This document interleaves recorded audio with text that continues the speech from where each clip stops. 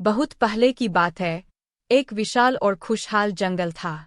उस जंगल का राजा एक शक्तिशाली शेर था। शेर का नाम था रुद्र। रुद्र ने पूरे जीवन जंगल पर निडरता से शासन किया और जंगल के सभी जानवरों का ख्याल रखा। परंतु जैसे जैसे वो बुजुर्ग होने लगे, उन्हें अपनी गद्दी के लिए किसी सक्षम उत्तराधिकारी की जरूरत महसूस होने लगी। एक दिन रुद्र ने घोषणा की कि वह जंगल के नए राजा के लिए एक प्रतियोगिता आयोजित करेगा। इस प्रतियोगिता में जो जानवर प्रभावशाली साबित होगा, वही नया राजा बनेगा। इस प्रतियोगिता में शेर ने एक कठिन चुनौती रखी, जंगल में सबसे गहरे और खतरनाक गुफा से एक विशेष हीरा लाने की। जंगल के सभी जानवर इस घोषणा से चकित और चिंतित हो गए। कौन इस खतरनाक काम को करेगा और कैसे? मगर एक जानवर था जो इस चुनौती को स्वीकार करने का साहस जुटा पाया।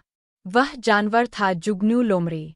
जुगनू एक बहुत ही चतुर और सोच समझ वाला जानवर था। उसने सोचा कि अगर वह इस प्रतियोगिता में जीत गया, तो वह जंगल का नया राजा बन जाएगा।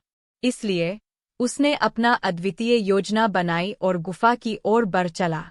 गुफा तक पहुंचने के लिए उसे घने जंगलों से होकर गुजरना पड़ा, जहां कई खतरों का सामना करना पड़ा। जैसे ही वह गुफा के करीब पहुंचा, उसने महसूस किया कि गुफा में न केवल अंधेरा है, बल्कि कई जंगली जानवर और खतरों से भरी हुई है, जिन्हें पार करना बहुत मुश्किल है। लेकिन जुगनू ने हार नहीं मानी। जुगनू ने अपनी चतुराई और बुद्धिमानी का प्रयोग करते हुए एक योजना बनाई। उसने गुफा के अंदर धीरे धीरे प्रवेश किया, अपना रास्ता बांटते हुए और बुद्धिमानी से हर कदम आगे बढ़ा। गहन परिस्थिति में भी उसने अपनी मानस को शांत और स्थिर रखा। उसने गुफा की दीवारों पर लगे कांटों और जाल से बचते हुए अपने गंतव्य पर पहुंचने की कोशिश की। जुगनू ने अंततः हीरे का मणि ढूंढ निकाला, जो गुफा के सबसे गहरे हिस्से में नीचे था।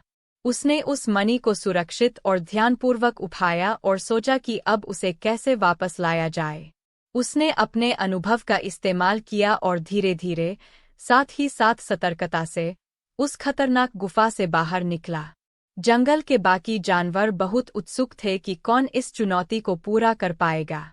जब जुगनू सुरक्षित हीरे के साथ वापस आया, तब सभी जानवर चकित रह गए।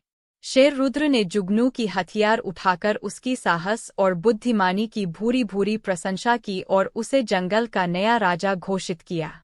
जुगनू ने जंगल का राजा बनते ही अपने ज्ञान और बुद्धिमानी का इस्तेमाल करते हुए जंगल को और भी समृद्ध और खुशहाल बना दिया। उसने हमेशा सत्य और न्याय का पालन किया और बच्चों को भी सिखाया कि कैसे बुद्धिमानी से चुनौतियों का सामना किया जा सकता है। इस कहानी से बच्चों को यह नैतिक शिक्षा मिलती है कि कभी भी मुश्किल समय में हार मानने की बजाय धैर्य और चतुराई से काम लेना चाहिए। यह एक श्रेष्ठ बेस्ट मोरल स्टोरीज का उदाहरण है, जो बच्चों को सच्चाई और चतुराई का महत्व समझाती है।